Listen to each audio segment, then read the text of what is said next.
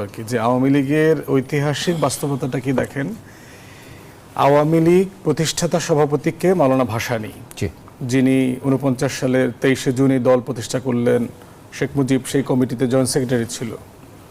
সেই মানুষটা 1956-57-তে গিয়ে বাধ্য হইলেন এই দলটা ছেড়ে দিতে, রিজাইন করলেন। রিজাইন করে উনি যখন দল করলেন, সেই দলের কনফারেন্সে শেখ মুজিব লোক পাঠায়া সেই কনফারেন্স ভণ্ডুল করে দিয়ে আসছে।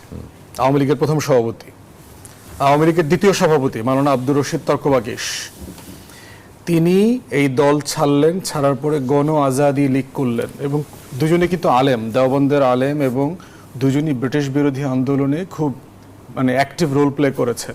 সিরাজগঞ্জে সে যে বিখ্যাত সলঙ্গা বিদ্রোহ, সেই সলঙ্গা বিদ্রোহের নায়ক ছিলেন কিন্তু আব্দুর রশিদ তর্কবাগীশ মাওলানা। এবং ৭১-এর যে ৭ই মার্চের যে ভাষণ, এই মহাসমাবেশের